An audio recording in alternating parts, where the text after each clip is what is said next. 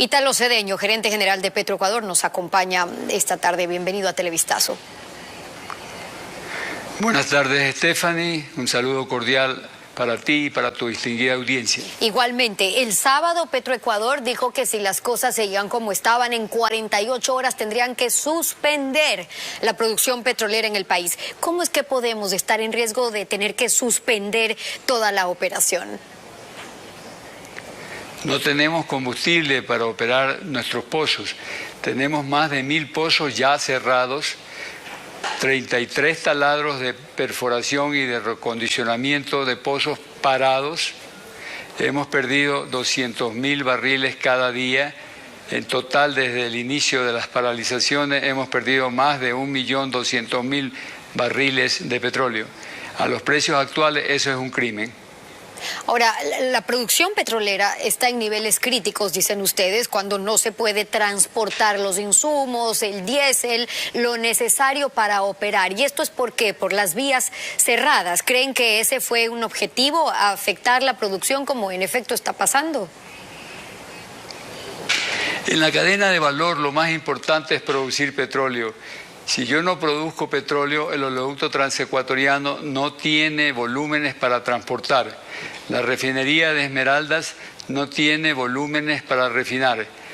Y la exportación a los precios actuales también sufre que tenemos que aplazar los embarques porque no tenemos petróleo. Es decir, si no hay petróleo no hay combustible. Nosotros no producimos combustible, nosotros fabricamos el combustible a partir del petróleo, que es la materia prima. Si no hay petróleo, y eso es lo que aprovechan los huelguistas, de tratar de que no produzcamos petróleo para caotizar al país. El cierre de estas vías y demás se supo desde que empezaron las manifestaciones. Digo esto porque, pregunto más bien, ¿no tienen en Petroecuador un plan B? ¿No hay un plan B? Porque el país no puede darse el lujo de perder 500.000 barriles de petróleo al día en el caso de que haya que parar la producción en la situación económica en la que está. Tenemos almacenamiento, pero uno no puede tener tanques al infinito. Obviamente que seguimos produciendo mientras los tanques resistan. Luego del stock máximo hay que bombear el petróleo por el oleoducto, de otra manera pues ese petróleo no llega a la refinería y al puerto de exportación. El plan B es que haya un diálogo y que se resuelva esta situación. El país no puede vivir en este caos. El problema es que la gente piensa que el desabastecimiento de combustible se da porque no tenemos combustible. Y tenemos suficiente combustible, pero ¿cómo hacerlo llegar al consumidor si están bloqueadas las vías? Los terminales nuestros están con suficiente capacidad de combustible para abastecer por muchos días, más de 10 días al consumidor. Pero si no dejan que el combustible llegue a las ciudades, esto significa que por lo menos 14 provincias ya están con problemas de desabastecimiento. Y en algún momento pues va a parar esta situación en que todo el mundo se paraliza porque no hay combustible. Okay, pero y va a haber una guerra civil. Del anuncio, porque lo que usted dice es grave, del anuncio que habían dado de 48 horas para que eso signifique una paralización total, con lo que eso significa. Estábamos hablando de 370 puntos de cierres viales a nivel nacional, hoy estamos reportando 77 puntos y menos, es decir, con la situación actual ya no sigue ese riesgo vigente, o hoy por hoy, mientras estamos conversando, cuáles son los riesgos de que eso que anticipó usted sea realidad. Mire, se hace realidad si esta situación continúa, porque no hay combustible para funcionar en el oriente los pozos para que puedan producir petróleo. Hacemos maravillas, la gente está trabajando, doblando turnos. Estamos tratando de sacar petróleo donde no tenemos problemas. Por ejemplo, en el ITT no tenemos problemas de diésel y eso hace que podamos producir un poco más. Cerramos los pozos que más consumen diésel y dejamos en producción los que mejor potencial tienen para poder alargar este tiempo de vida.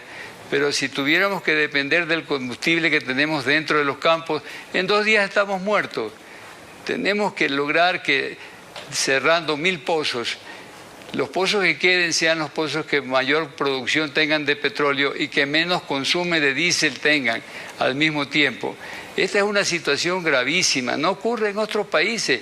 La infraestructura petrolera no puede estar sujeta a estos caos, a estos chantajes, a este sabotaje permanente y ocurre cada cierto tiempo. Y por eso lo que hay que ver después, porque una cosa es protestar, manifestarse, otra cosa es impedir que se pueda operar y con las consecuencias de la producción petrolera, luego la afectación en la inversión que se requiere en salud, educación, etcétera. Le iba a decir, luego es ver qué denuncias se han planteado para que no quede solamente en reclamos, sino en acciones a propósito de eso. Pero no quiero dejar de preguntarle a propósito de lo que anunció ayer el presidente, que bajan en 10 centavos el precio de la gasolina extra, Ecopaís, el diésel, pero ya reaccionó la CONAIE, los sectores que se han estado manifestando dicen que esto no es suficiente, migajas dijeron, es un subsidio de 220 millones más para el Estado, pero ¿por qué 10 centavos? ¿Se definió ustedes o con ustedes más bien ese impacto o por qué los 10 centavos? Estamos en permanente comunicación con la Presidencia de la República.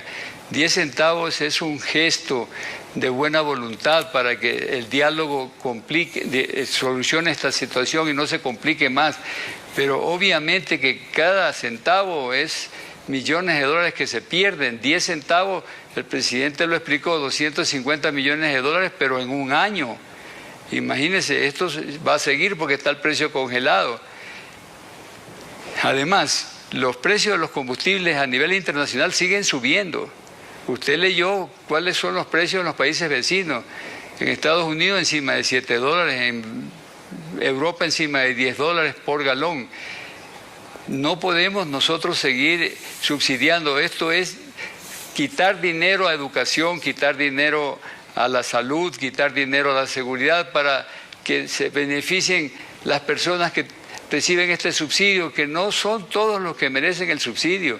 Sinceramente, esto tiene que acabar como país, porque si no, vamos a la bancarrota. Y eso es...